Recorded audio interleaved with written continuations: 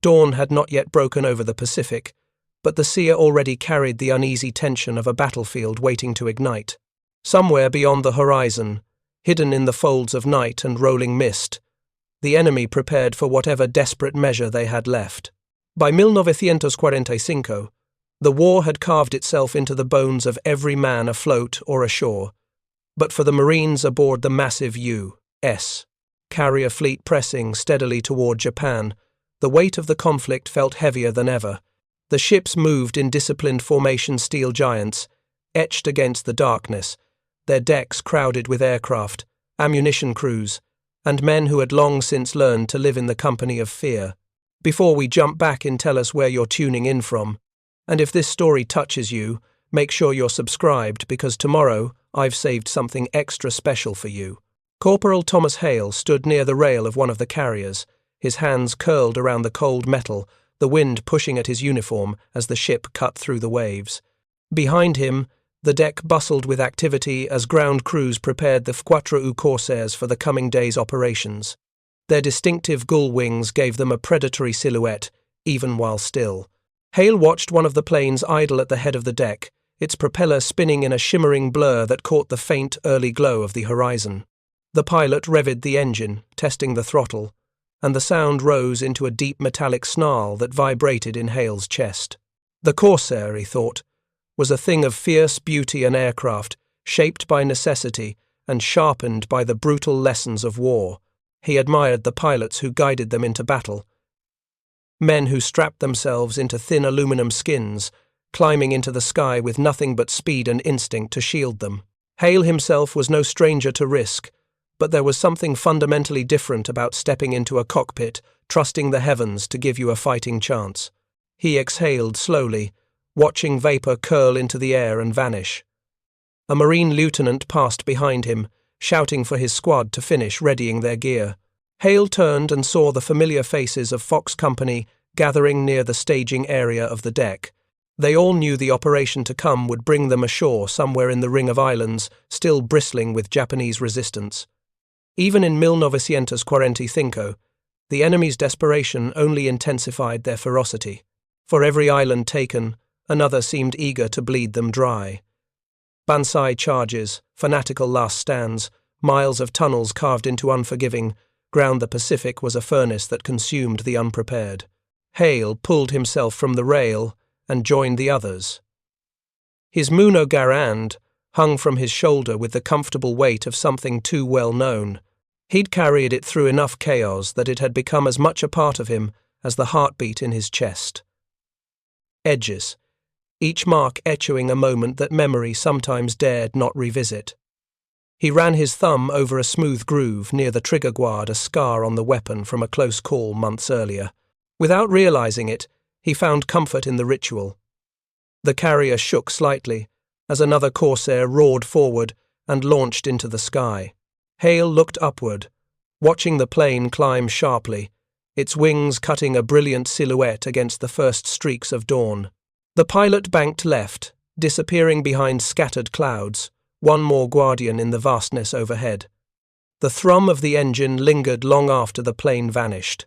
Sergeant Marcus Reeves, who had become something of an older brother to Hale across the campaigns, approached with a quiet nod. Reeves was the kind of Marine who spoke little but saw everything. He had the solidity of a man who had weathered storms and learned which way the wind bit hardest. His jaw was set, his eyes tired yet unwavering. "Last sunrise before hell breaks open again," Reeves said, his voice gravelly. Hale gave a small laugh. "Feels like the ocean's holding its breath. It always does before these landings." The sergeant glanced at the carriers ahead of them, then the ones following close behind. Whole Pacific Fleet pushing toward Japan. "Hard to believe we've been fighting across these waters so damn long." "Feels like a lifetime," Hale agreed. Reeves didn't respond. The truth hung in the air between them, heavy, undeniable. For a moment, Hale wondered if an enemy reconnaissance plane had come within reach of the fleet, but then he recognized the sound. A Corsair releasing a fuel mixture as part of engine tests. His shoulders relaxed. "Still jumpy, Corporal?" Reeves asked, faint amusement in his voice. Can't argue that. The ship's intercom crackled with orders for all Marines preparing to land to gather for briefing. Fox Company formed up quickly. Hale took his place in the third row, standing at attention as the captain stepped forward. A map of the coming target island was projected before them, its jungle interior thick, coast ringed with jagged rock, inland ridges fortified with enemy positions. Japanese defensive strategy had become painfully predictable. Hide, wait, strike like a storm. And when all hope seemed lost, unleash the Banzai Charger final, terrifying surge meant to overwhelm by sheer willpower. Hale had survived 2 such charges. He could still feel the tremor of the earth beneath his boots, the shrieks of men rushing at them with bayonets gleaming. The memory of firing his Muno Garand at point-blank range into the onrushing silhouettes refused to fade. Sometimes, in restless hours of the night, he still heard the echo of that chaos. He still saw the muzzle flashes, the shapes closing in through. Smoke, the sudden wrenching silence afterward. The captain's voice carried across the deck, steady and authoritative. Our objective is to establish a beachhead on the eastern shore. Air support from corsairs will begin at 0700. Once we're ashore, expect immediate resistance. Intelligence reports indicate entrenched defensive tunnels and potentially 1 or more organized counterattack units. Stay sharp. Stay together. Reeves muttered under his breath. Organized counterattack means another damn Banzai. Hale fought the urge to swallow hard. Instead, he nodded. When the briefing ended, the Marines dispersed to check equipment, tighten straps, and steady their nerves. Hale found a quiet corner near a stack of crates and began cleaning his rifle once more. The repetitive motions grounded him. He focused on the shine of the metal, the smooth lock of the bolt, the familiar weight. He loaded a clip of 8 rounds, listening to the soft metallic click as it seated into place. The Garand was more than a weapon. It was a lifeline, a heartbeat of steel and fire. As the sun climbed, painting the sky in streaks of gold and red, the fleet advanced. The sheer size of the armada was breathtaking, carriers, destroyers, battleships, and support vessels forming a procession of overwhelming industrial power. Hale often wondered what the enemy thought when they saw this sight. An entire nation's might cutting across the ocean like a judgment. The call eventually came for Marines to begin boarding the landing craft. Hale stepped onto the metal ramp, feeling the familiar lurch as the craft lowered toward the water. Reeves followed, offering one last encouraging tap to Hale's shoulder before the vessel hit the waves. The landing craft bounced violently, the engine growling beneath them, the coxswain shouting over the roar of the sea. Overhead, corsairs streaked across the sky, their propellers spinning in fierce blurs as they banked toward the island. The first explosions rippled along the tree line as bombs struck enemy positions. Smoke climbed into the sky like rising ghosts. Hale gripped his rifle, knuckles whitening. His heart pounded with the rhythm of the engine. Men shouted to one another, some in determination, others in fear masked with bravado. Reeves leaned close to him. "Remember your training," he said, "and keep moving." Hale nodded, but before he could respond, the landing craft shuddered under a sudden impact. A plume of water rose beside them, enemy artillery. Another shell landed closer, rocking the vessel violently. Marines grabbed at the sides to keep balance as shrapnel whistled through the air. "Hold steady!" the coxswain yelled. Ahead, Hale could now make out the jagged shoreline. Smoke curled from the cliffs. Machine gun fire erupted in long, merciless streams.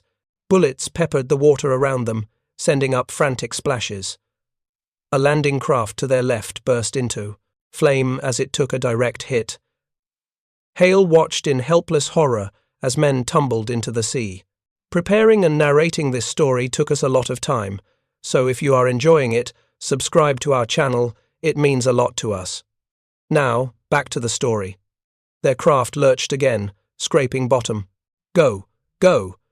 The coxswain screamed as the ramp slammed down. Hale charged forward, water surging around his legs as bullets snapped past. Reeves was beside him, pushing toward the relative shelter of a cluster of rocks. The air filled with the roar of engines overhead. Corsairs making another pass, their machine guns thundering. The enemy fire slackened briefly, enough for Hale and several Marines to push farther inland. They ducked behind a shattered tree trunk, breaths ragged. Sand and debris rained from the sky with each explosion. "You good?" Reeves shouted over the chaos. Hale nodded, though adrenaline made his response shaky. "Still here." They moved again, driving forward through the smoke toward higher ground. Marines around them exchanged fire with enemy positions hidden in the jungle beyond. The crack of rifles and the heavier thump of machine guns created a deafening orchestra of survival. Hale fired his first shots of the day, the recoil familiar, steadying. "We take that. We get breathing room." Grenades burst, sending shockwaves through the ground. Hale hit the dirt as fragments whirled overhead. He tasted grit and smoke. Then, through the haze, he heard it. A sound he prayed he would never hear again. The jungle erupted with charging figures, silhouettes surging forward with bayonets flashing. Hale scrambled to his knees, raising his garand. The world narrowed to a tunnel of motion and instinct. He fired, the rifle slamming into his shoulder, the muzzle flash illuminating faces twisted with desperation. The charge stormed toward them, unstoppable in its momentum. Marines formed a defensive line, weapons blazing. Hale worked the rifle with ruthless precision, the metallic ping of the clip ejecting drowned by the thunder of battle. He slammed in another, firing again, heart hammering, breath tearing from his lungs. One enemy soldier broke through the line, rushing straight at Hale with a bayonet raised high. Hale fired at point-blank range, the force of the shot throwing the man backward. Yet the momentum of the charge kept coming, wave after wave. Reeves shouted orders, rallying the Marines, firing his own rifle with unwavering discipline. The ground trembled beneath their boots as bodies collided, fell, rose, fell again. Minutes stretched into an eternity. At last, the charge began to falter. The survivors broke away, retreating into the jungle under covering fire from their own positions. Silence took shape again, fragile, momentary. Reeves placed a hand on Hale's shoulder. "You did good, Corporal." Hale stared at the ground, trying to steady his breathing. I thought we were done." "But we're not," Reeves said. "And we won't be. Not until this is over." Hale nodded slowly, feeling the weight of the truth settle deep within him. The battle had only begun. But something had changed within Hale during that desperate, shadowed moment, something that would shape the days to come, something carved from fear, courage, and the violent clarity of survival. The island still waited ahead, the war still raged, and Hale, rifle in hand, stepped forward once more. The smoke drifted low across the island like a living thing, clinging to the broken ground and the bodies that lay scattered near the ridge. Corporal Thomas Hale glanced back only once before turning his eyes forward again. The Banzai charge had felt like being swallowed by a nightmare, one that still lingered behind his eyes, even as he forced himself to move. He could still hear the screams, still feel the weight of his garand bucking in his hands, still sense the desperate momentum of men willing to die in the space of a heartbeat. But the battle wasn't over, not even close. Sergeant Reeves led the survivors of Fox Company deeper inland. The early morning sun did little to brighten the path ahead. The jungle canopy blocked most of the light, weaving a ceiling of shadow overhead. The trees stood dense and silent, but Hale knew better than to trust the stillness. Silence on an island like this wasn't peace. It was warning. The Marines moved in a staggered line, rifles raised, boots pressing softly into the soil. Every snapping twig made Hale's pulse quicken. Every rustle made him tighten his grip. Reeves walked just ahead of him, his posture unyielding, as if the weight of command had fused into his bones. "Take it slow," Reeves whispered to the squad. "They'll be waiting."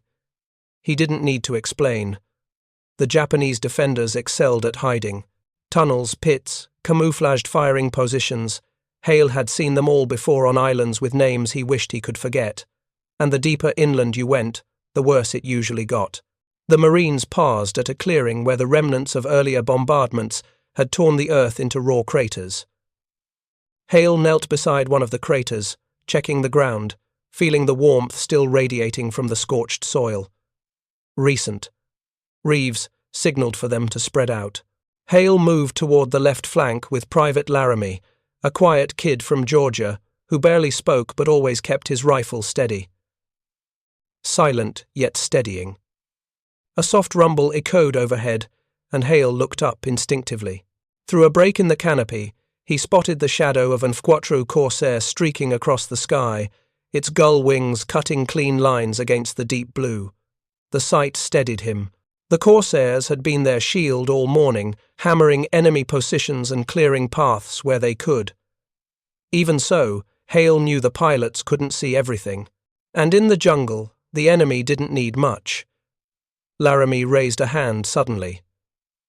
From beneath a cluster of foliage no more than 30 yards ahead, he heard them, the faint scrape of movement, the whispering shuffle of boots against dirt. Reeves moved silently to Hale's position. How many?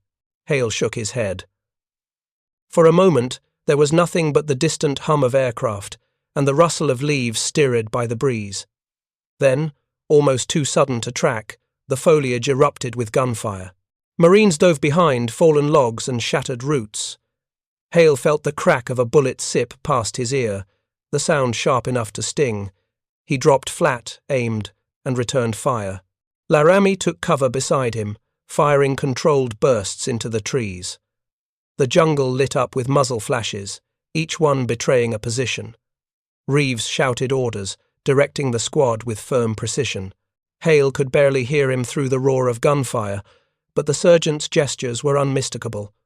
The Marines fanned out, laying down suppressive fire. Hale spotted a shadow slipping through the brush on their right flank. He pivoted, aimed, and fired. The figure collapsed but was quickly replaced by another. The enemy moved like phantoms between the trees, disciplined and relentless. A grenade arced from the foliage. "Down!" Hale yelled. The explosion rocked the clearing, hurling dirt and debris into the air. Hale rolled behind a tree trunk, coughing through the dust. Laramie had been closer to the blast and lay stunned, ears ringing, rifle knocked from his grip.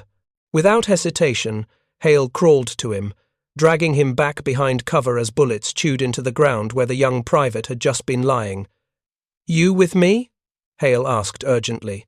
Laramie blinked hard, dazed but responsive. "Think so. Yeah." Reeves ordered smoke grenades, and soon the clearing filled with thick white clouds that curled through the trees. Using the cover, the Marines pushed forward in coordinated bursts. Hale fired at shifting shapes, advancing steadily, fueled by the pulsing surge of adrenaline that made every sound sharper and every second stretch into forever. When at last the gunfire thinned, Reeves signaled a halt. The Marines regrouped, breathing hard, sweat streaking their faces. "Everyone accounted for?" Reeves asked. "Hale and Laramie here," Hale reported. "Good. Check ammo. Hydrate if you can." Hale reached for his canteen, though his hands trembled slightly. Laramie took a long pull from his own, color slowly returning to his face. "That was close," the private muttered. "Too close," Hale replied. They pressed onward with cautious determination. The deeper they moved, the more oppressive the jungle felt. The air grew thick with humidity. Insects buzzed in unrelenting swarms, and every step forward demanded more focus than the last. Hale's uniform clung to his skin, soaked with sweat and dirt. His muscles ached, but he forced himself to keep pace. After an hour of slow, methodical advancement, the jungle thinned into a ravine where a narrow stream trickled over smooth stones.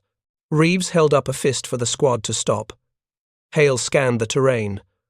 The ravine was quiet, too quiet, the kind of quiet that unsettled the instincts of anyone who had survived long enough to trust them. Reeves motioned Hale forward. "Thoughts?" Hale studied the banks. The rocks were disturbed, the mud churned in patches as if recently trampled. "They moved through here," Hale said quietly. "Not long ago." "Agreed." Reeves pointed toward a ridge to the north. "That high ground?" That's where I'd fall back if I were them. Hale nodded. Tunnel systems, maybe. Count on it. The Marines climbed the ridge carefully, moving from rock to rock, tree to tree. Hale's pulse quickened as he felt the weight of unseen eyes on them. The enemy was near, close enough to hear their steps, maybe even their breath. And there they found it, a camouflaged bunker entrance built into the hillside. Vines draped across the opening, but the dark interior stood exposed enough to confirm what Hale feared. A tunnel complex. Reeves exhaled grimly. This is it. He had fought in tunnel networks before, tight, suffocating, blind. The kind of battle where the world shrank to a few feet of visibility and survival depended on instinct more than sight. Before they reached the entrance, the ground trembled beneath them. Hale froze. A low rumble rose from within the tunnel, like the sound of many feet moving as one. Reeves' eyes widened. Fall back, fall back. The first figures burst from the darkness, a heartbeat later, Japanese soldiers charging out of the tunnel mouth with wild determination. Another Bansai charge, but this one erupting from underground, fueled by the ferocity of defenders who knew the end was near, but refused to surrender. The plateau exploded into chaos. Hale fired his Garand, the rifle kicking hard as he dropped the first attacker, then the second. Marines scrambled for cover, shouting orders as the charge swept across the ridge. Laramie tripped but regained his footing fast, enough to fire into the onrushing wave. Reeves battled beside Hale, his voice a grounding force amid the storm. They rushed with bayonets raised, with rifles held like spears, with voices stretched into high, devastating cries that cut through the air like blades. Hale fired until his clip ejected with its familiar metallic ping. He slapped in another, firing again as shapes closed the distance. The sergeant dodged, swinging his rifle like a club and sending the attacker sprawling. A second soldier slammed into Hale, knocking his Garand from his grip. Hale hit the ground hard, gasping as the wind left his lungs. The attacker fell upon him with a blade flashing. Hale rolled aside just in time, grabbing a nearby stone and smashing it into the man's jaw. The soldier collapsed, and Hale scrambled for his rifle. Reeves fired past him, taking down two more. "Hale, move!" the sergeant shouted.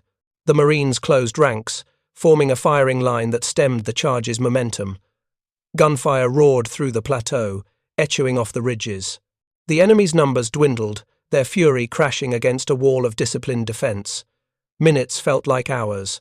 Finally, the charge faltered. The last few attackers retreated into the tunnel, disappearing into the depths. Silence descended over the ridge, heavy, breathless, filled with the weight of what had just transpired. Hale sank to one knee, chest heaving. Reeves moved beside him, placing a steady hand on his shoulder. "You alive?" Reeves asked. "Barely." Hale managed. Reeves gave a small, tired smile. "That's enough." The squad regrouped, tending to the wounded, checking their gear, reloading, preparing for whatever waited deeper in the island. Hale wiped sweat from his brow, feeling the tremble in his hands slowly easing. The adrenaline ebbed, leaving behind a hollow exhaustion that settled deep inside him. But there was something else, too. Something stronger. Resolve. The island was fighting them with every last breath it had, every ridge and tunnel, every hidden ambush, every desperate charge. But Hale knew now that he could face it. The fear was still there, always would be, but something inside him had hardened. But neither was he. Night fell over the island like a slow, suffocating descent. Shadows stretched across the ravaged ground, swallowing the shapes of shattered trees and cratered soil until everything blurred into a single, jagged silhouette. The air, thick with lingering smoke, clung to the skin and tasted of ash. Corporal Thomas Hale sat with his back against a fallen log, his rifle resting across his knees, listening to the muted hum of distant engines as corsairs returned to the carriers offshore. Their last sortie had faded into the twilight, leaving the jungle wrapped in an uneasy hush. Fox Company had taken temporary refuge at the base of a small ridge overlooking the tunnel entrance they had fought so hard to secure.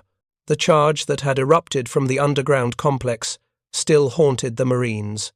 Even now, hours later, Hale could still hear the echo of furious cries, the thunder of boots hitting the earth, the sound of his own heartbeat galloping inside his chest as he fought to stay alive.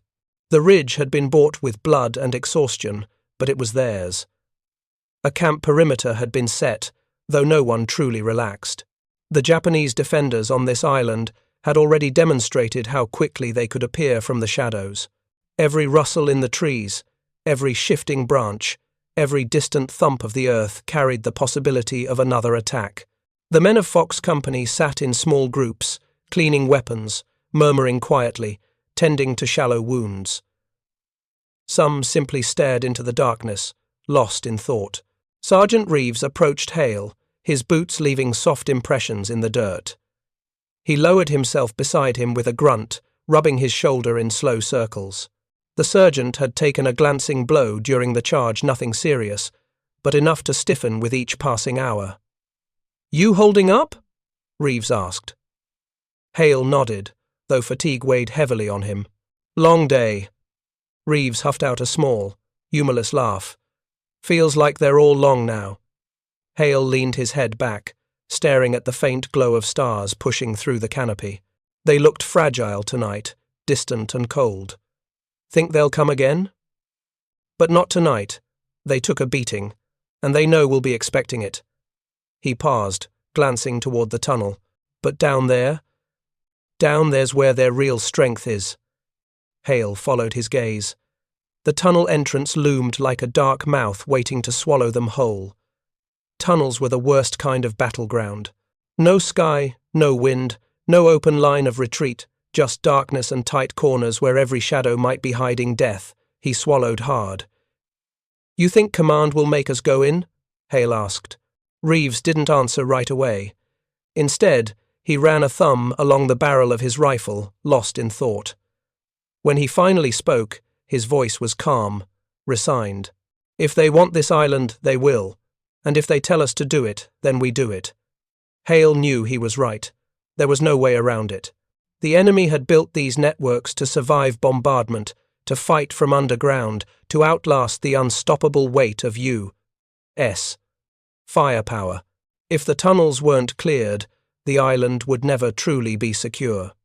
Private Laramie approached quietly, carrying 2 canteens and a small pack of rations. "Sarge, Corporal," he said, offering them water. His hands still shook slightly from the earlier fight, but he held himself steady enough. "Thanks," Hale said, taking a long drink. The water tasted like metal but eased the dryness in his throat. Laramie sat down across from them, pulling his helmet off and rubbing the sweat from his forehead. "I keep thinking about that charge," he said softly. "How fast they came out. Like the ground was alive." Hale nodded. "They've been fighting here for months. They know these tunnels better than we know our own camp layout." Reeves reached over and tapped Laramie's rifle with 2 fingers. "That's why we stay calm, stay alert, and stay smart. We don't give them the opening they're waiting for." Laramie nodded, breathing out slow, steadying himself with each breath. A faint rustling drifted from the trees beyond the ridge. Hale's hand moved toward his rifle automatically, eyes narrowing. The entire camp seemed to still. For a moment the rustle grew louder, then faded again into the night, like something moving away rather than approaching. Reeves didn't relax. Not entirely. "They're probing," he murmured, "watching us, waiting." Hale felt the truth of it settle in his stomach. The Japanese defenders were patient. They had survived on these islands by embracing invisibility, striking when least expected, vanishing when outmatched. Tonight wouldn't be an exception. Hours passed. The Marines took turns sleeping in short shifts. Hale dozed against the log, waking every time a snapped branch or distant thump jarred his senses. The line between dreams and memory blurred, each Banzai charge from earlier in the campaign weaving together into a tapestry of noise and terror. When he opened his eyes again, a faint grey light touched the edge of the sky. Dawn was approaching. Reeves stirred beside him. Morning already? Hale stretched stiff limbs. Didn't feel like sleep. Never does out here. As the camp came alive with quiet movement, Lieutenant Hensley approached, his uniform stained, his face marked by exhaustion but sharpened by purpose. The Marines snapped to attention. At ease, Hensley said, his voice low but firm. Listen up. We've confirmed command's expectations. We're moving into the tunnels today. A ripple of tension passed through the ranks. Hale felt his stomach tighten. Hensley continued. We've got preliminary maps based on aerial reconnaissance, but they won't tell us much. The tunnels will be tight, dark, and full of bad surprises. Fox Company will lead the initial sweep. Once we secure an entry chamber, the engineers will move in to do deeper clearing, Reeves asked. Any known traps? Assume everything is trapped, Hensley said. No one spoke. The lieutenant looked around, meeting the eyes of his men. We've survived worse. We hold together. We move slow. We clear every inch. And we don't let fear turn us blind. Understood? Yes, sir, the men said in unison. The sun rose behind them as they prepared, though it offered little warmth. Hale checked his garand for the 10th time, ensuring the action was smooth, clip secure. He strapped a flashlight to the barrel, though he knew its beam would be limited. Reeves carried extra ammo. Laramie double-checked the grenade's clip to his belt, swallowing hard. Stay close, Reeves told them. We don't get separated. As they approached the tunnel entrance again, Hale felt the temperature drop a few degrees. The air that drifted out was cool, stale like the breath of something ancient and buried. The jungle behind them seemed almost inviting compared to the darkness ahead. Fox Company formed into narrow formations as they stepped toward the shadowed opening. Hale could hear his own heartbeat pounding against his ribs. The enemy was somewhere in those tunnels, waiting, listening. Reeves placed a steady hand on Hale's shoulder. You've got this. Hale nodded once, gripping his weapon tightly.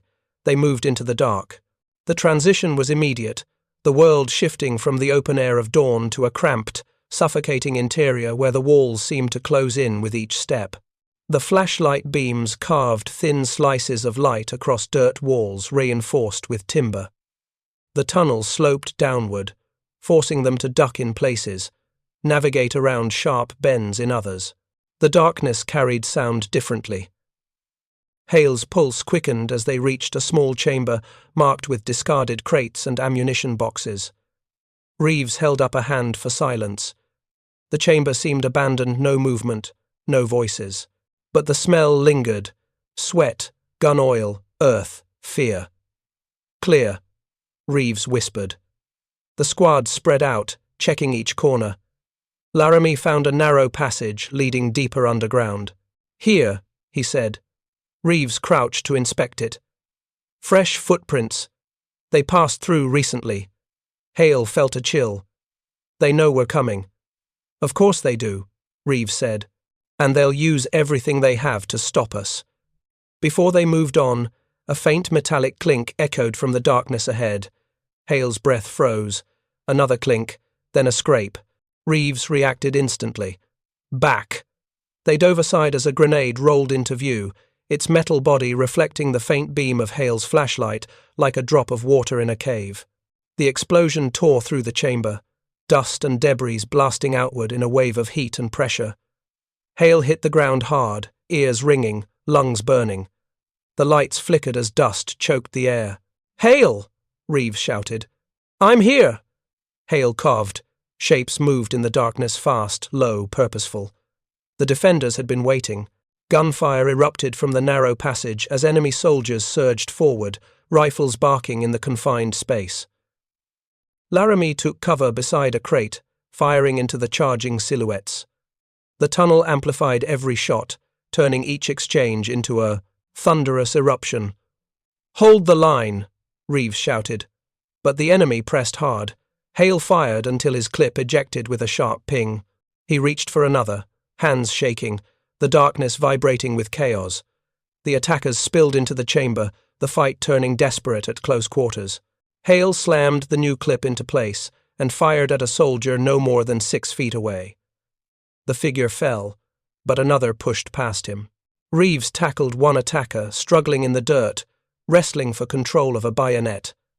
Hale moved toward them, firing past the sergeant's shoulder to drop another enemy soldier closing in. The air reeked of smoke and sweat and fear. Finally, the assault faltered.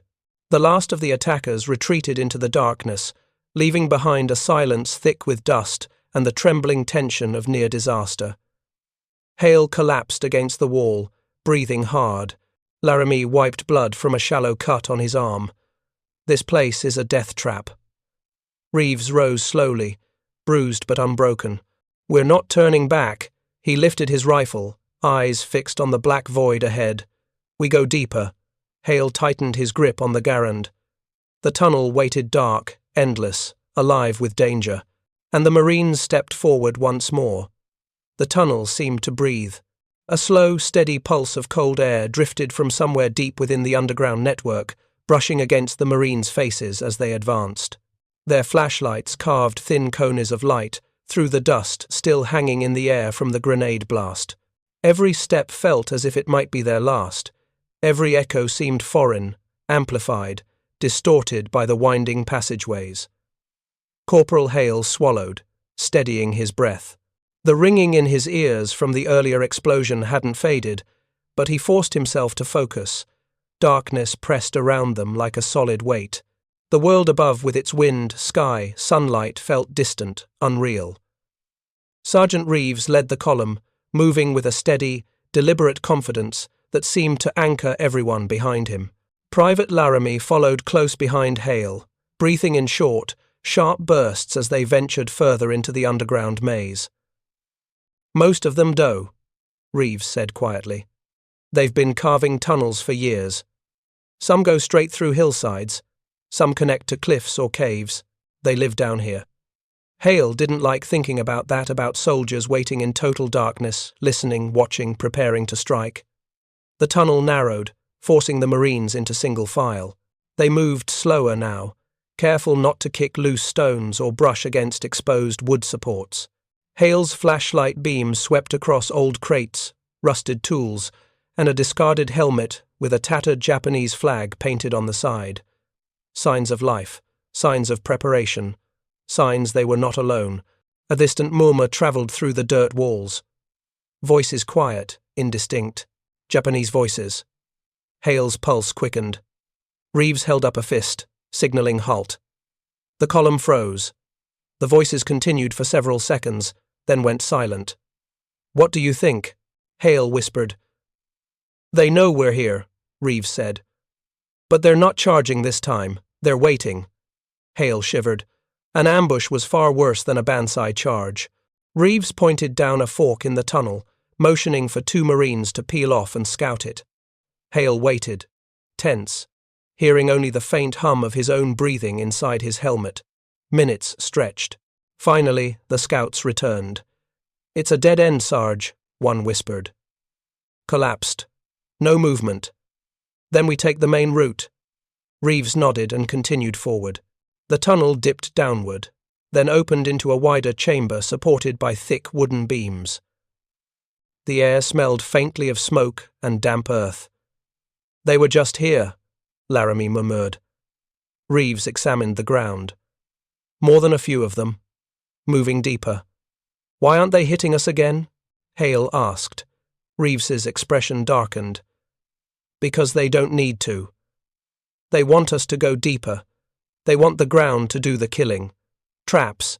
Hale scanned the chamber, eyes narrowing for tripwires or pressure plates.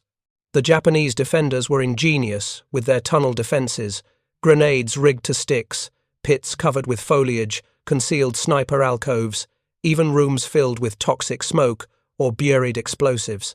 Fox Company was walking into a labyrinth built to consume them. The chamber split into 3 paths.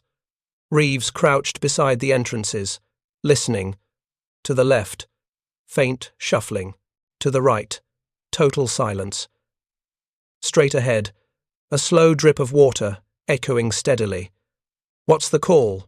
Hale asked, keeping his voice low. Reeves pointed straight ahead. Middle. The noise is natural water dripping, not footsteps. That means fewer defenders waiting. They moved out. The next passage wound downward for nearly 50 yards before leveling out. Their flashlights illuminated crude reinforcement beams and carved symbols on the walls, probably markers used by the Japanese to navigate the maze. Hale's foot caught on something. He froze. "Hold," Reeves hissed. Hale slowly angled his flashlight down. A wire thin as thread stretched across the floor. Tripwire. He exhaled shakily. Reeves knelt, inspecting it. Grenade trap. Old but live. Carefully, methodically, he disarmed the mechanism. Only when he stepped back did anyone breathe again. "They're going to get more frequent," Reeves said, eyes sharp. As if the tunnels had heard him, the air shifted. A faint metallic click echoed somewhere ahead. Hale raised his rifle. Laramie whispered, "What was that?" Another click closer. Reeves's eyes widened. "Back! Mauve!" But it was already happening. A chain of small detonations erupted ahead, slamming through the tunnel in a rapid sequence. BOOM, BOOM, BOOM, collapsing the ceiling in a fiery cascade. Hale threw himself against the dirt wall as a wave of dust, and rock surged past, knocking him sideways. Lights went out. Screams echoed in the dark. Report. Reeves coughed, shining his flashlight through the dust cloud. Marines scrambled, some dazed, some injured. The collapse had sealed the tunnel ahead and thrown debris across their path. Laramie sat on the ground, gasping, clutching his leg. A wooden splinter the size of a knife was lodged in his thigh. Hale dropped beside him. You're all right, La. Hold still." Laramie winced, gripping Hale's sleeve. Don't pull it." "I won't," Hale said. "We're patching it." Reeves knelt and wrapped a field, dressing around the injury. "You can walk?" Laramie nodded weakly. "I think so." Reeves frowned at the collapsed tunnel ahead. Those explosions were controlled, detonated by someone listening for us. Hale tightened his jaw. The Japanese defenders weren't just improvising. They were orchestrating every inch of this fight. The lieutenant's voice crackled faintly over the handheld radio. "Fox 2-1, status?" Reeves clicked the transmitter. "Collapsed passage. 1 wounded. Enemy detonated charges ahead. Heavy resistance expected. Understood. Engineers are on standby once you secure a stable forward position." Reeves sighed. "Copy." He looked at the sealed tunnel, then at the narrow passage to their right, a small gap barely wide enough for a man to squeeze through. "That's where they want us," Hale murmured. Reeves nodded grimly. "Yeah. But it's our only route now." The Marines regrouped, steadying themselves. Hale helped Laramie stand, supporting him with an arm over his shoulder. They approached the gap. It was tight, so narrow that rifles had to be held sideways just to pass through. Beyond the gap, faint lantern light flickered. "Careful," Reeves whispered. "This is it." They entered the narrow crawl space one by one, bodies scraping against jagged walls. The air grew colder. The earth smelled deeper, older. Hale's heartbeat thudded in his ears. The passage opened into a hidden chamber larger, fortified, occupied. 2 Japanese soldiers knelt behind sandbags, rifles raised, waiting. "Contact!" Reeves shouted. The chamber exploded into violence. Gunfire roared in the confined space, deafening, blinding. One defender fell, the other fired wildly, bullets sparking against the walls. Reeves charged through the dust, slamming into the man with brutal force. The room fell silent except for ragged breathing. Bodies lay still. Smoke hung in the air. Hale lowered his rifle, trembling. "We just hit an outpost," Reeves said. "We're close to something big." Laramie leaned against the wall, pale. "Close to what?" Reeves looked toward another sloping tunnel, leading deeper into the earth. The heart of this network. Hale exhaled, tightening his grip on his Garand. They were deep now, far deeper than anyone expected. And the enemy was waiting. Up next, you've got 2 more standout stories right on your screen. If this one hit the mark, you won't want to pass these up. Just click and check them out. And don't forget to subscribe and turn on the notification bell so you don't miss any upload from us.